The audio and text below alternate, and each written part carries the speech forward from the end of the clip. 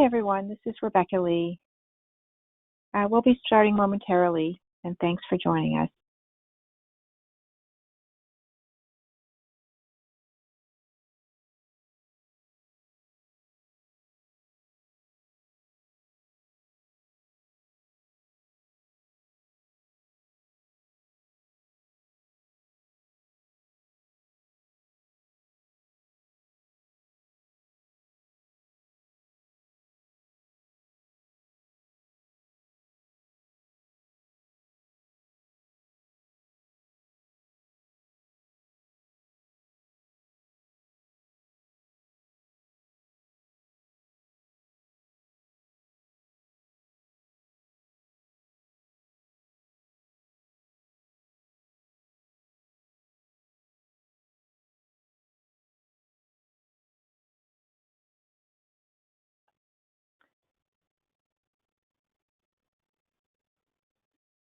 Hi, everyone. Thanks for joining us today for our webinar, Keys to Submitting a Quality Research Proposal. Really delighted to have everyone and our wonderful panel. We'll begin shortly in about 1 more minute. I'm the Executive Director of Vivly. I'll be introducing our panel, and I think we'll wait just 1 more minute for everyone to gather. Thanks again.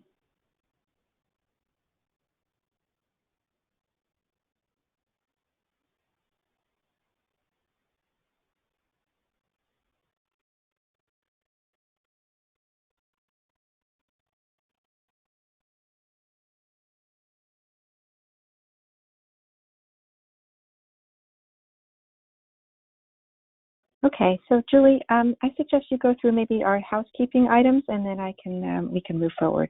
Thank you. Great, thank you, Rebecca.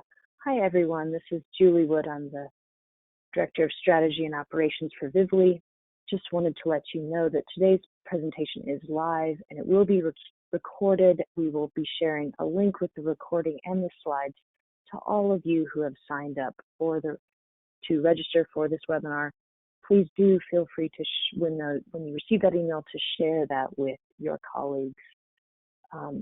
If you have questions during the call, you can post your questions in the chat. We will, since given there's so many people on the call, all participants will be muted, and we will try to get to your questions at the end. If we do not get through all the questions, we will follow up with an email afterwards. Rebecca? Thanks so much, Julie. So our panelists today come from the Wellcome Trust, who is Vivly's IRP member. We have Sonali Kochar, who's an IRP member, Georgie Humphreys, our IRP Secretariat. We also have 2 members from the Yoda project, Joe Ross and Ginger Gamble, as well as Cynthia Hollis from AbbVie. So really delighted to have this panel with us. I'll be moderating as well as Julie today. I won't go through an extensive bio, but the bios from our panelists are posted on our website. In terms of our objectives, so we'll be speaking to a number of different groups. So for those of you who are coming to us from a sponsor, we'll be talking about how, and you might be having an internal approving body. We'll be talking about how to review proposals and going through the proposal review process. So if you're having an internal review body, or have an IRP. For those of you who are researchers or have a research team, we'll be talking specifically on providing tips on submitting quality research proposals. So if we look ahead to the agenda, things that our panelists will touch upon are specifically the resources that are available to formulate your research proposals, some key elements that are looked for in a request, and some commonly overlooked issues in research proposals that they have reviewed. We'll also cover some hints and tips that panelists would provide to researchers, and they have in the past, on developing your proposal, and then key reasons that they've seen for application revisions, and then the keys to formulating a strong and testable hypothesis. So you'll hear some common threads as our panelists speak today. We also welcome questions, so we'll take questions at the end. What I'd like to speak to next is, the Vivly review process and what we do as the Vivly platform, and then I'll let each of the panelists speak on their process. So our process at Vivly and the Vivly platform is that our reviews process is flexible and efficient.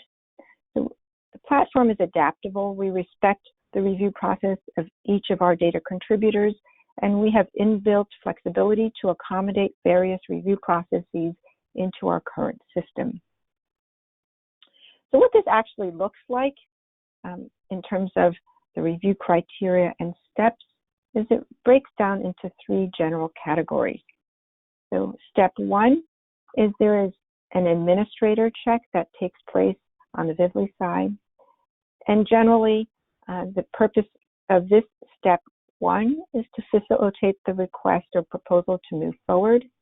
And there are certain criteria that we look for is to make sure the fields are completed. We work with the requester directly.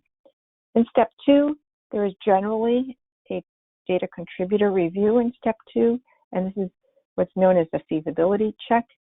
What is the feasibility of fulfilling the request? Do they actually have the data? Is it still licensed to them? And then there's some additional review criteria that might be applied by certain data contributors in this step. Step 3 is primarily where we will be focusing on here. There might be an internal approving entity within some sponsors. There might be external scientific review panel or an IRP. In step 3, this generally reviews based on merit of the scientific criteria of the research proposal. So those are kind of where the breakdown of the 3 general steps in terms of the review process. Next slide, please. So I want to just hand it over to our next speaker, who is Sonali Kochar and Georgie Humphreys of the Wellcome Trust. Sonali and Georgie. Thank you so much, Rebecca. I'd like to speak about the Wellcome Independent Review Panel. Please go on to the next slide. So the Wellcome Secretariat provides the independent review panel for Vivly and clinical study data request.com. It was set up because it was felt that a transparent system should be in place to maintain the credibility of a data sharing platform. So the independent review panel and the secretariat support provided by the Wellcome Trust was essentially set up to ensure a trusted and transparent controlled access system, both for the data contributors and data requesters. The multidisciplinary IRP had members with expertise in statistics, ethics, epidemiology, clinical research, and a layperson. And our mandate is to use the learnings over the years that we've functioned as a panel to make the system more streamlined, to provide feedback to the data contributors.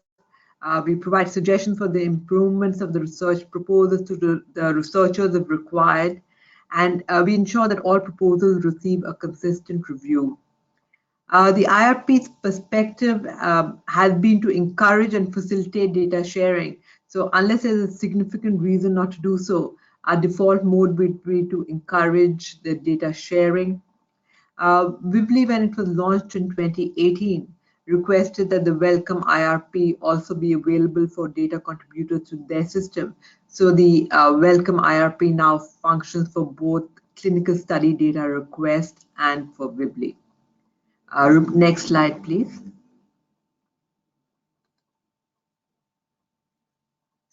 So the question the IRP considers is, starting from the research proposal, this should be understandable and should reflect the aim of the proposed research. So a suggestion is not to use abbreviations, because the research proposal title and then the lay summary would be posted on the website. In terms of the plain English summary, this should be understandable to general public and should actually reflect the aim of the proposed research. So suggestions are not to use abbreviations. What you're essentially trying to do is provide a brief, high-level overview of the planned research written in plain English language, and then this should be suitable for the general public and should be understandable for them, and will be posted on the clinicalstudydatarequest.com website after a data sharing agreement has been signed. Next, please. In terms of the rationale, so we look at whether there's a clear scientific rationale for the research, it should, we look at the relevance of the proposed research to medical care or patient care, because there's a lot of resources being used to share the data, so it really should actually have a tangible benefit either to medical science or patient care. Next, please. Next, please. Then we look at whether the ability of the proposed research plan. So we're looking at the design, method, and analysis, whether they would actually meet the scientific objectives, and if there are any significant limitations that would risk giving scientifically questionable results. Next, please. Then do the researchers plan to publish their findings? So we would look at potential timelines and the journals targeted by the researchers for publication of their findings. Because like I said, there's a lot of resources that are being used to share the data for free for the researchers. So it would be really beneficial if at the end of the 12-month period over which the data is shared, that the publications are written with the findings being distributed, so that it would actually benefit the other researchers in the field. Next, please.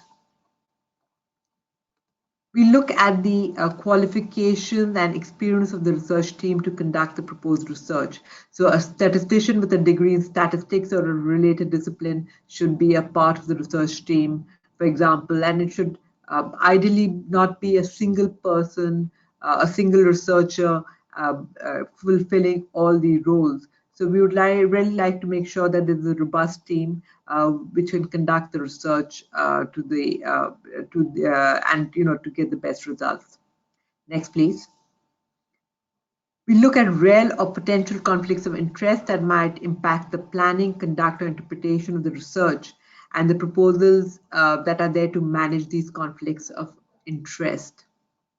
So the researchers are responsible for gaining any other approvals that are required for the research, for example, from the ethics committees on the institutional review boards or the relevant research institutions or funding bodies. So the IRP review would not substitute for ethics committee review if that is required by the research organization that the researchers belong to.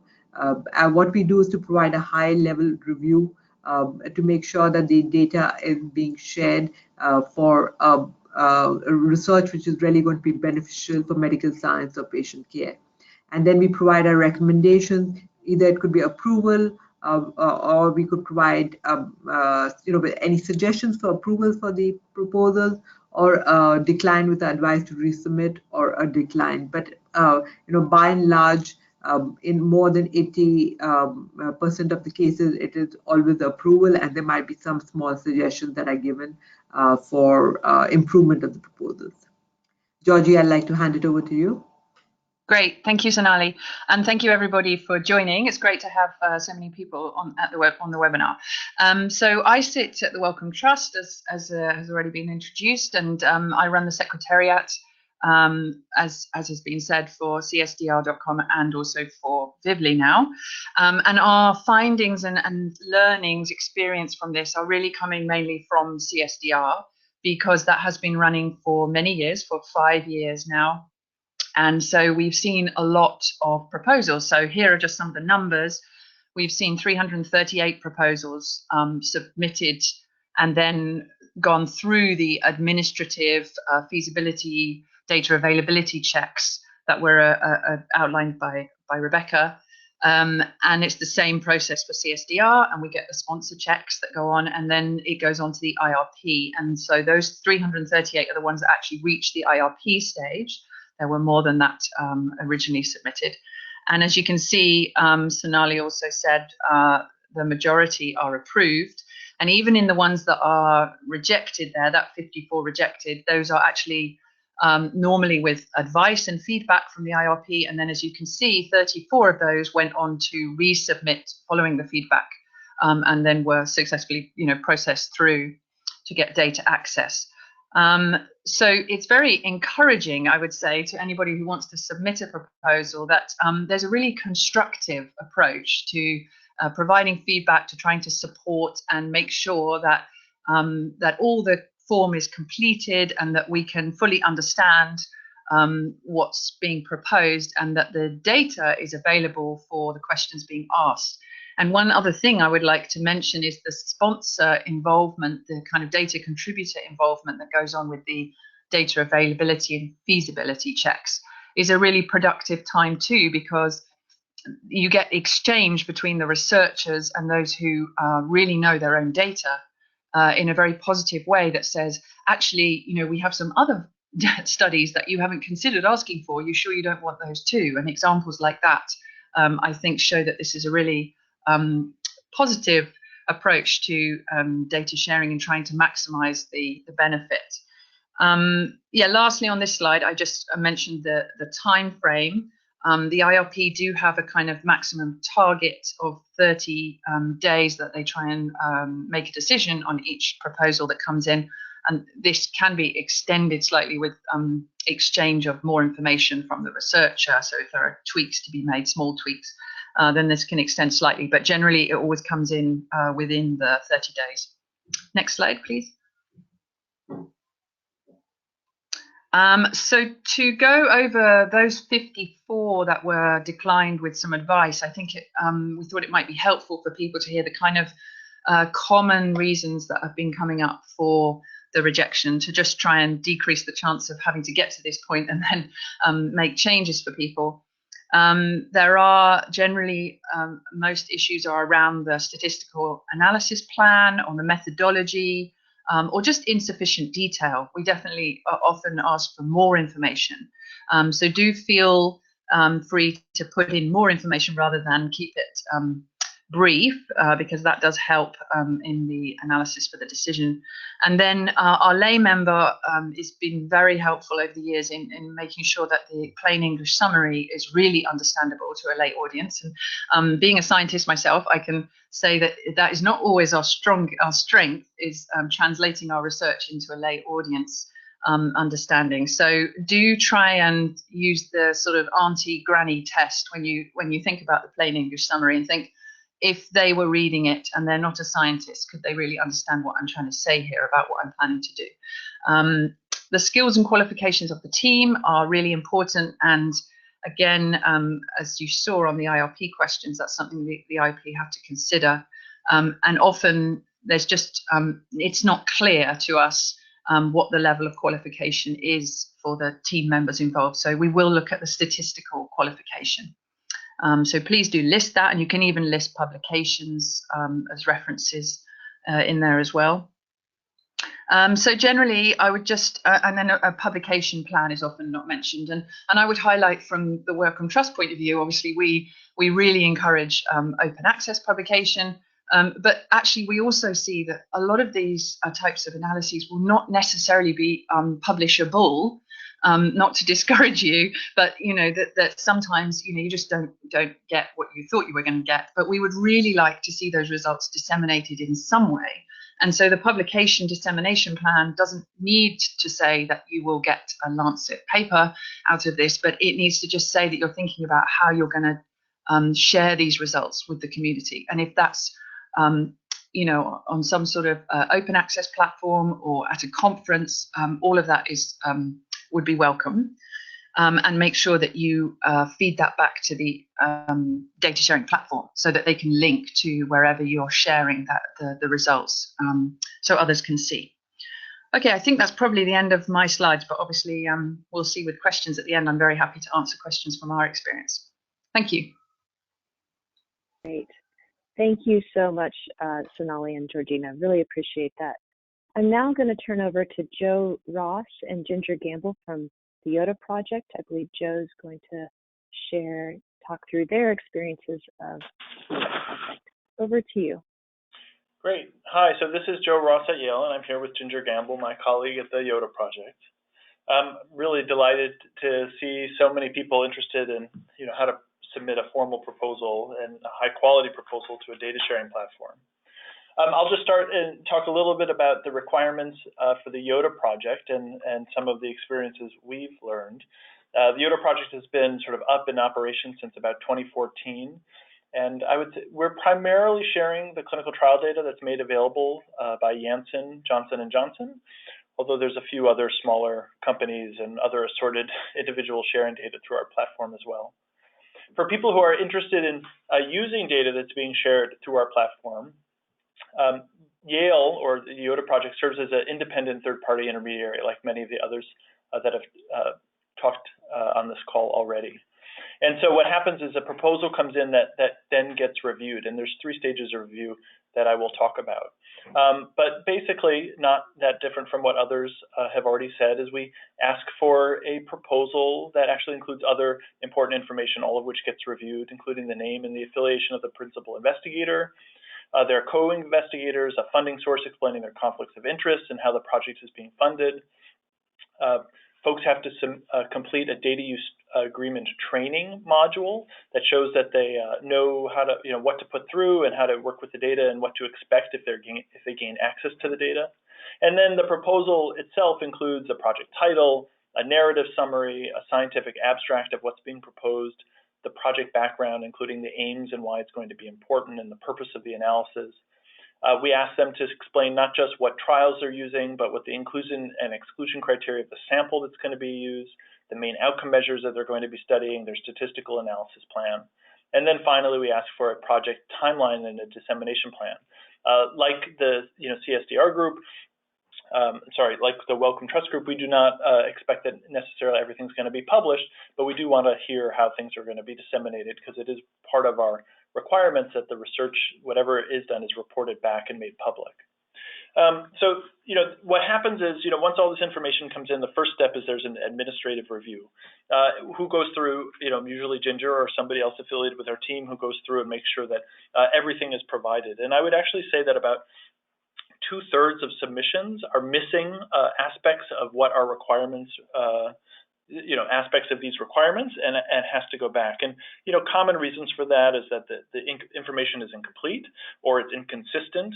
So it says something in one place but another thing in another. There's lots of problems, unfortunately, with typos, formatting errors that make it so that the proposal is unclear. And then, of course, issues around realistic planning for the dissemination and the project timeline. We want to make sure that not only that investigators have a clear dissemination plan, but they understand the challenges they may encounter working within the platform and the challenges with getting the data use agreement in place and so on. Once it goes through administrative review, and I would say almost every, but not quite every, proposal that is asked for administrative clarification then comes back. Then it goes to the Yoda project for review. And there's really 2 parts of the Yoda project review. Big picture, we're trying to make sure that every proposal has scientific merit. We want to know that the scientific purpose is clearly described, that the data that are being requested can be used to create or materially enhance the generalizable scientific or medical knowledge. And this gets at what we believe is both the responsible conduct of the research and also allows us to share data given the old informed consents that were used by J&J back in the day. So all projects have to be used for science or to create generalizable knowledge. And we also look to make sure that the proposed research can be reasonably addressed using the requested data. So this gets at the issue of, making sure that if the investigator is requesting trials and they want to do pharmacokinetic analyses or whatnot, that data is actually available within the trial. Obviously, if they're just looking to do, subgroup analyses by age or sex, that's a little bit easier for us to understand. But sometimes we have to do a little bit more, checking around to make sure that the data can be used for the purposes as described. The second part of the Yoda project review is to make sure that the research can be conducted and conducted responsibly. And by that I mean we want to make sure that the proposal is clear in how it's pre-specifying the analyses that are going to be pursued. So this could be, they're explicit that they're doing hypothesis testing, or they're explicit in that they are trying to generate a hypothesis, and they're, really just looking at the data as a next step in a larger analysis. They need to make clear what endpoints they're looking at, how the statistics will be pursued, the analysis plan will be pursued. And all of this is the thought of from the point of view of the scientific community, when they're reviewing the final paper that originates from this research, can they go back, look at the statistical analysis plan or the research proposal and say, yep, the investigators did what they said they were going to do. We understand that this publication represents the work that they had proposed, and it's not a secondary post hoc analysis that grew out of, once they got into the data and they started fiddling around. This really addresses the scientific community's concern with, data dredging, holding folks to a higher standard when they're using the shared data, and we think it's in the best interest of everybody for this purpose. And again, I'll say, we don't think that exploratory analyses are bad. They just have to be pre-specified as such. So it's okay to do, so long as you then don't turn around and publish a paper saying, we found this terrible risk because it was an exploratory paper. So I would just say that in terms of the Yoda project review, we actually send back about a third of proposals back to investigators to clarify their methods, where things are not sufficiently clear, or the endpoints haven't been specified, or the covariates that are going to be used in an adjusted analysis aren't pre-specified. And we believe that all that stuff should be clear, and so we'll often go back. Almost always when it comes to us, it does come back. There's been a few where we've asked for revisions and it did not come back. But basically, we're looking for clarity, and we want to make sure that the proposed research is actual science. Next slide. The last stage of review is what we call a due diligence assessment by our data partner. And this is probably most important when someone's requesting a trial that has not yet been de-identified, as opposed to when a trial's already, we know it's available and there for sharing. And so when a trial's not yet been de-identified, and we have adopted a model that where we reactively make data available for the most part when someone wants to use it. We have not worked with J&J to proactively identify all their trials and de-identify all their trials for people to use, because we wanted to make this our endeavor an efficient use of resources. So the first time somebody comes, they want to use the data, we have to walk through a couple of steps, make sure the data are available, the data can be shared, there's not other partner agreements that have to be adhered to, and that the data exist in a form and they don't have to be essentially modified in order to make it available to the wider community. Once all that's done, then we know it's there, but we'll still ask for these due diligence assessments for any proposal that comes in, mostly to get at the issue of we're not always as deeply familiar with the data that are available within any individual trial data set, but the clinical teams will be. So for instance, like if we get a proposal to study pharmacokinetics, we may not know for sure if the pharmacokinetic information was collected, and we'll ask the clinical team at J&J to do this due diligence assessment and let us know. I should reiterate, or at least I should say, that both the Yoda project's review and the due diligence assessment are done blinded. So nobody knows who submitted the proposal, what institution it comes from, or what the funding is that it's involved. It's really just focused on the science and the scientific questions. And I'll also say that the due diligence assessment does not guide whether or not the research proposal should be approved. It's just telling us, yes, the data are there, or no, the data are not there to do the proposed research. So those are the main parts of the review and what to, I think, consider as someone's putting in a proposal. Next slide, I'll just end. All of the decisions that we've made as part of the Yoda project are guided by our sort of core principles, and this is to promote the sharing of clinical research data to advance science and improve health and healthcare, promote responsible conduct of research, to ensure the good stewardship of the clinical research data by external investigators, and then to protect the rights of research participants. So I hope that you find that our review pathways reflect these principles, and I'm happy to answer additional questions as time provides on anything else that's Yoda project related. So thanks for your interest. Great. Thank you, Joe. Really appreciate your comments. We will take questions at the end, so please do put your comments into the chat function and we will come back to them. I would next like to introduce Cynthia Olas from AbbVie. She is going to talk about the experiences of AbbVie and data sharing. Cynthia, thanks for joining us. Over to you. Hi, thanks for having me. I'm going to share with you some experiences from the point of view of a company that is a study sponsor and a data contributor to Vivli. My area is responsible for conducting the feasibility check that was mentioned by Vivli, as well as Yoda project just mentioned. I also have a viewpoint into the issues that our review team identifies from the proposal.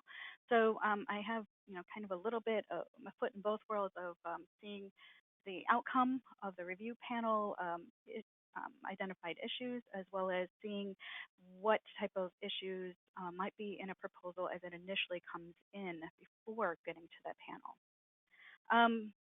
So one of the things that I wanted to flag to researchers is that the study sponsor may not always be a pharmaceutical company.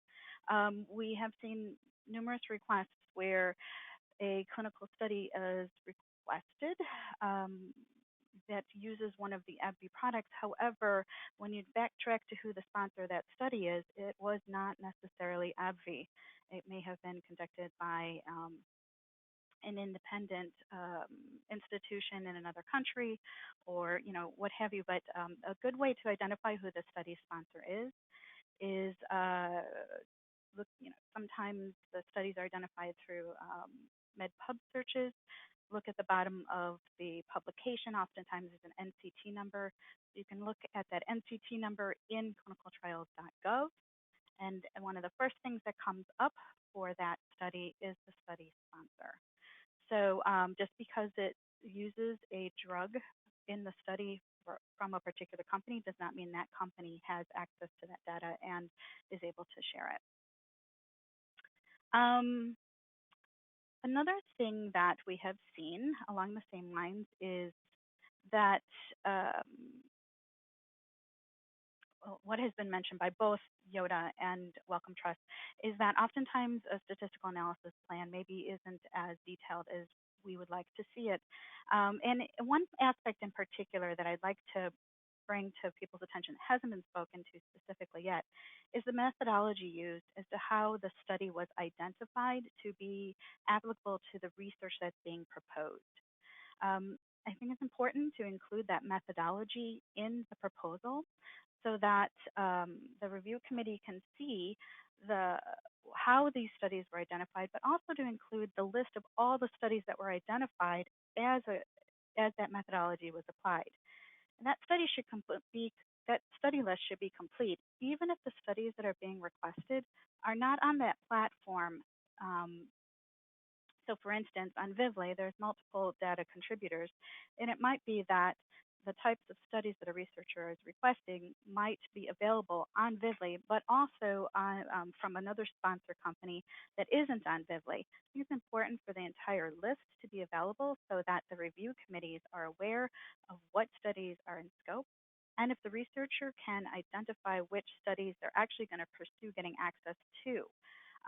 It could be if some of the studies are from smaller academic institutions or what have you that don't really have a clear access to data pathway, perhaps the researcher isn't going to pursue access for that data. So it's important to include that methodology, the full list of studies that were identified, and which studies the researcher is actually going to subsequently pursue access to. And also to keep in mind, just because they're asking for access to studies that might be available from in a data platform, that doesn't mean that all of those studies necessarily can be provided. There could be additional logistical issues behind it that prevent a sponsor from sharing that data. And so what would that researcher then do to, they should always keep in mind, what if they have to adjust that statistical analysis plan? One of the things to keep in mind that the statistical analysis plan can be really quite strong if the objective and the outcomes that they're looking for are well defined, and the variables of interest are also well defined. That really helps for the whole statistical analysis plan to be much stronger. If it's not a well-defined objective and outcomes, then you kind of get a sense that maybe they're not really sure which variables they're looking for, and that statistical analysis plan will likely be sent back to the researcher with some suggestions as to, or a request for clarification as to what they're really looking for. So I mentioned that there's several data access platforms. And one of the things the researcher should keep in mind that if they are requesting data from multiple platforms, the data from those different platforms cannot necessarily be combined for analysis. This is something that we've seen happen in a couple of different requests where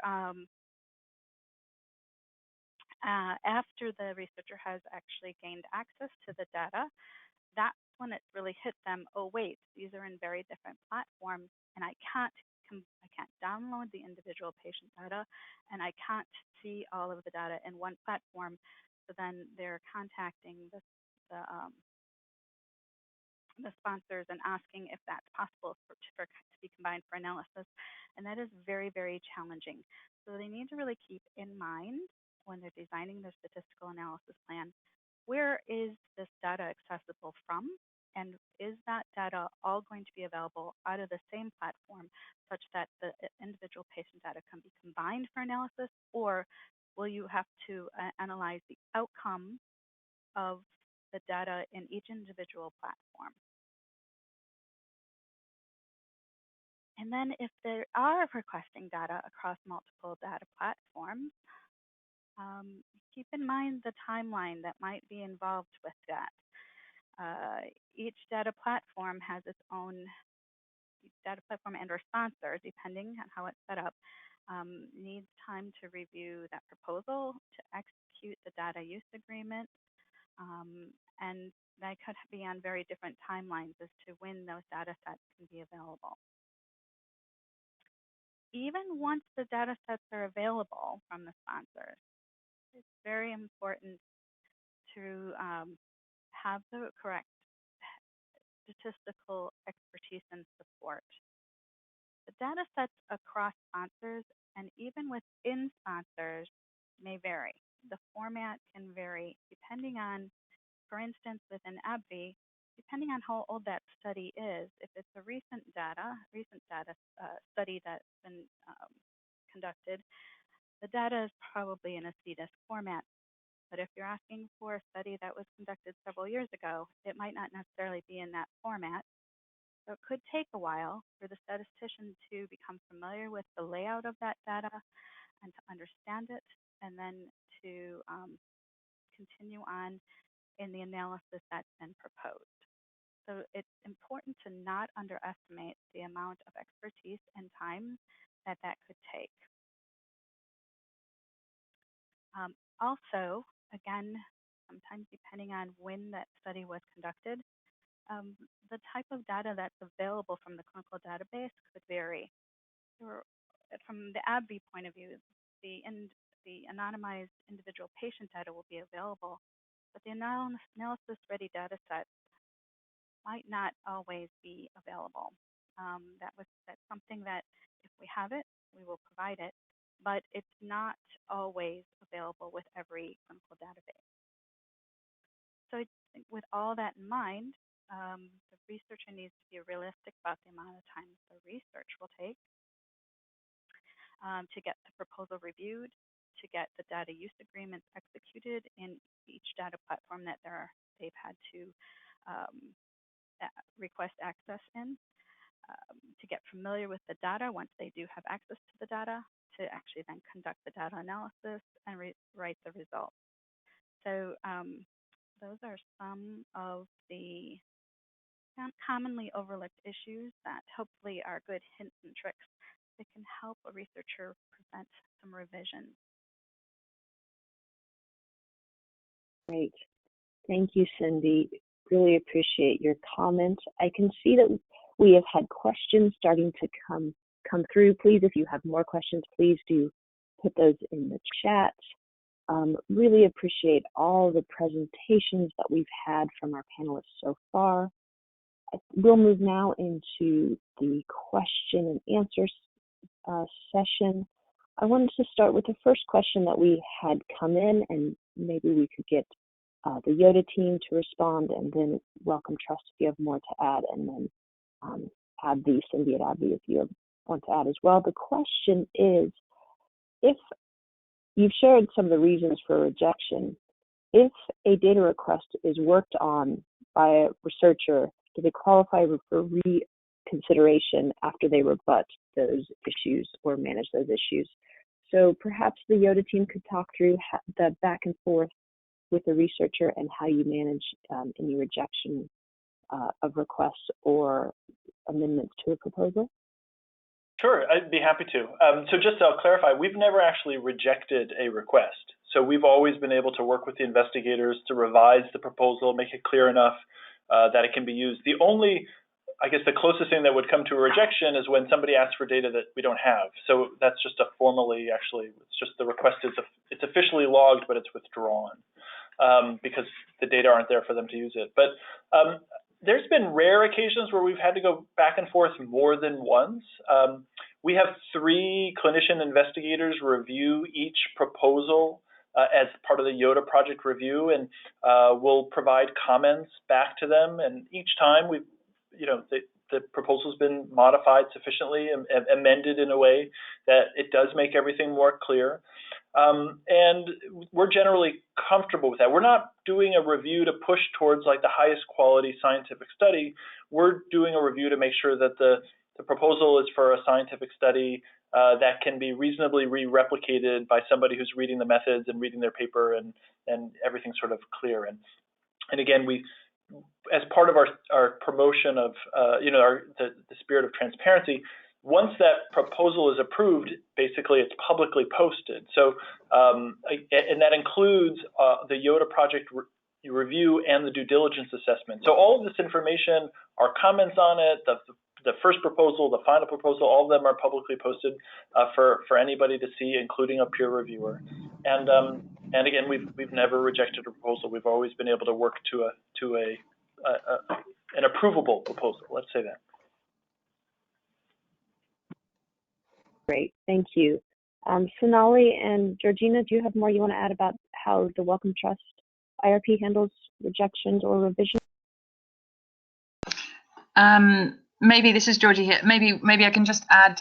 It's absolutely possible for people to submit as many times as they like back through the beginning, but I agree that there's an exchange, and we try and just tweak the proposal rather than force people to go back to the beginning. So with the proposal, we would provide advice and then allow the researcher to edit the form again online in CSDR.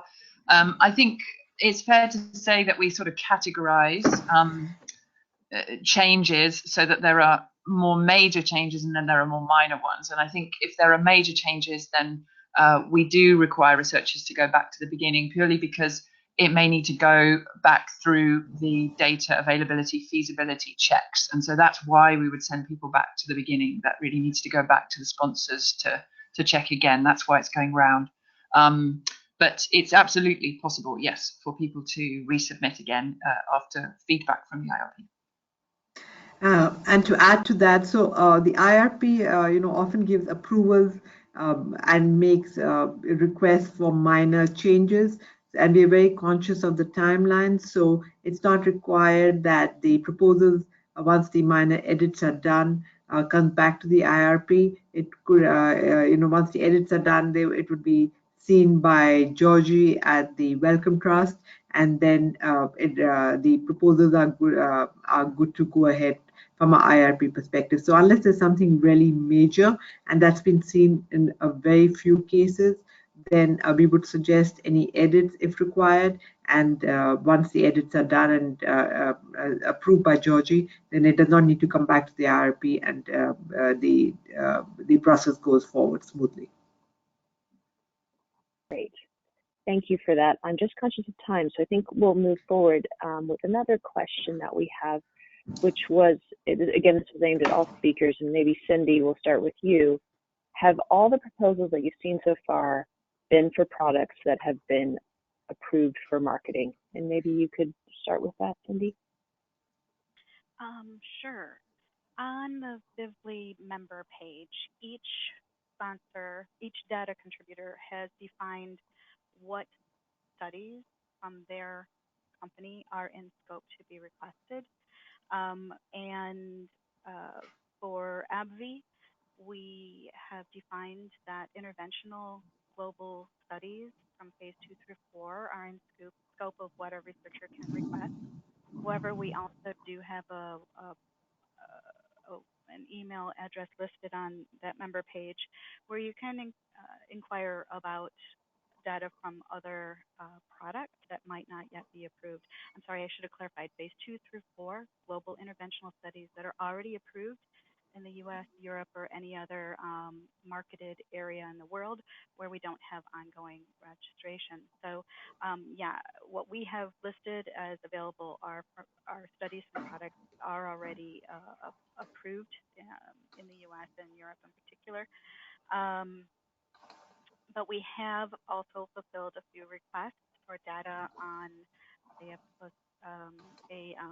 standard of care arm for products that are not yet approved. So most member companies do have a mechanism by which you can inquire for other studies that maybe they haven't already listed. Great, thank you. I'm not sure if the Yoda platform had anything else they wanted to add to that. This is Ginger. Yeah, that's a very similar method to what we have. You can only really submit a proposal for products that have been approved by either the US or EU regulators, but we do have an option for individuals to submit inquiries for trials that are not listed on our site as available. Okay, great. Thank you for that. So then moving on to the next question, it's looking at it more from a data methodology, data science question. Are there any different considerations given to requests that stem from looking to illustrate data methodology rather than subject matter scientific investigations? And it's asking basically, what considerations do you make for that, and what information or hints and tips would you give to requesters around more methodology type requests? Could we start maybe with the Yoda team and to answer that, and then we can move on to the Wellcome Trust? Sure. Again, we do accept proposals that are both methods papers as well as subject matter investigations as written. I don't think there's major differences. I mean, as a reviewer, when we're looking at those, there's different aspects that we want to be more or less sort of attentive to. When it's a methodological study, we're obviously quite interested in what the statistical analysis plan is, what they're intending to do, which trials are being used, because in those methods plans, it tends to be requests for many more trials than the scientific investigations.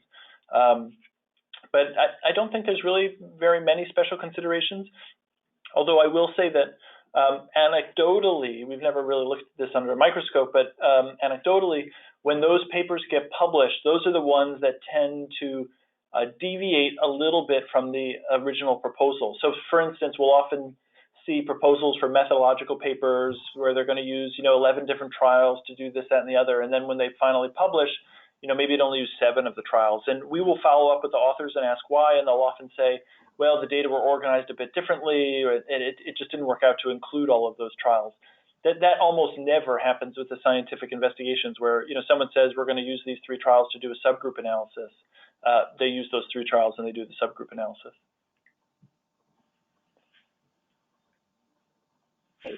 Thank you. Georgie, did you want to add, or Sonali, in terms of any methodological type requests that you received? I think, conscious of time, trying to get through some more questions, there isn't really much more to add other to confirm that for CSDR and Vivli, or for CSDR, we've seen a lot of proposals that are methodological, so they certainly go through and get approved. And there isn't, it's the same questions that we ask of all of them. The questions that we listed are the same for all, no matter what the content of the proposal. So yeah, we'll be asking the same questions, and the statistician on the IRP looks very carefully at the statistical analysis plan and methodology. Yeah. Great, thank you. And thank you for your brief answer. I think we'll only have time for one or two more questions. So I'm going to combine two questions that we've had, because I can see we're not going to get through all of them, but we will follow up with everyone with answers to your questions. So there's two questions in here that I think can be combined. The first question is, are there any costs to the requester of data in terms of requesting studies on your platform? And then, are there any plans among the data sharing platforms to harmonize analysis sets for individual patient data? This would really simplify the use of data on the various platforms and the analysis.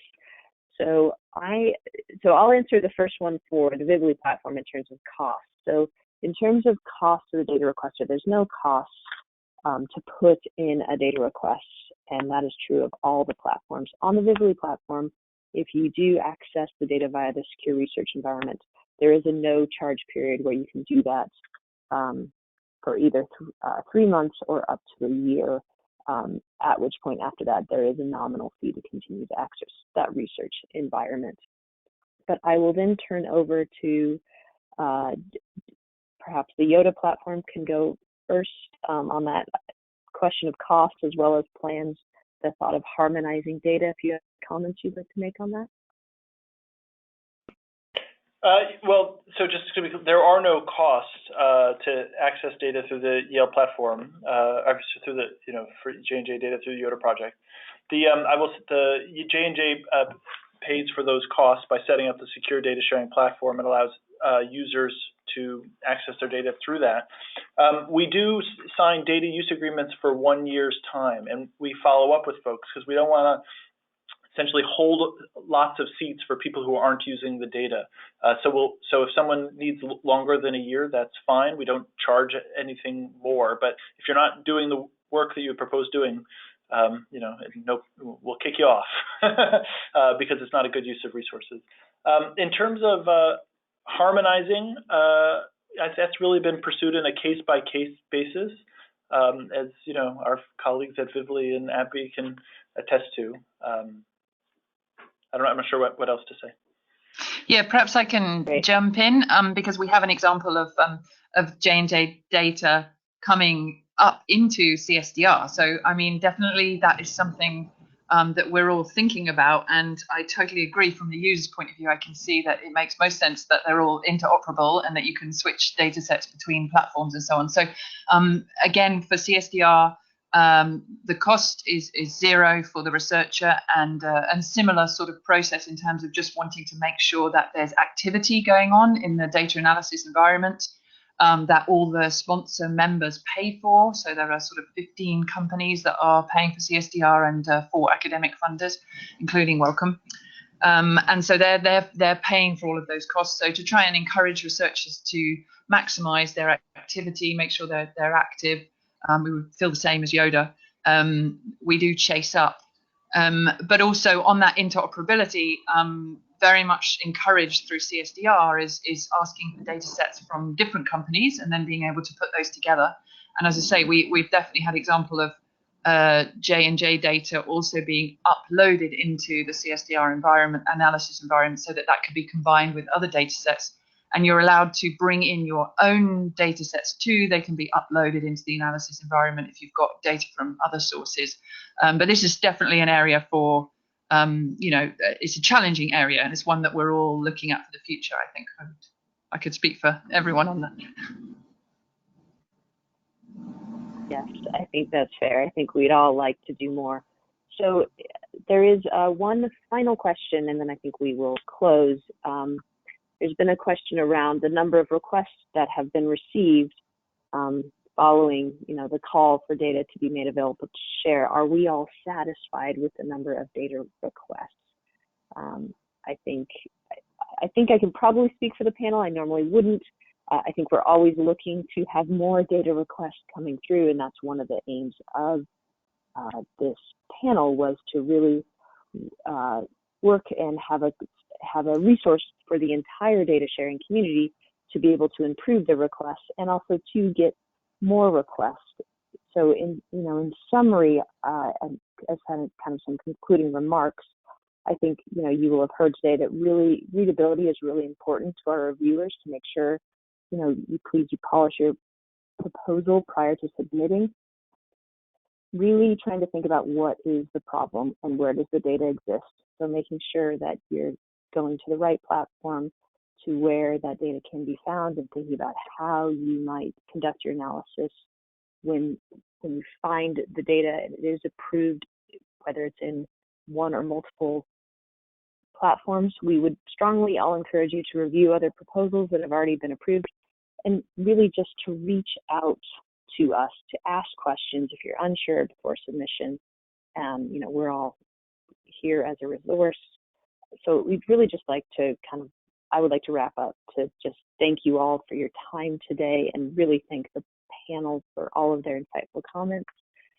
Thank you, Joe. Thank you, Ginger, Sonali, Georgina, and Cynthia. And really wanted to thank everyone who's taken part and asked such rich and wonderful questions on this webinar. And we do really hope that you will start using this as a resource and continue to submit those high quality research proposals. Thank you so much.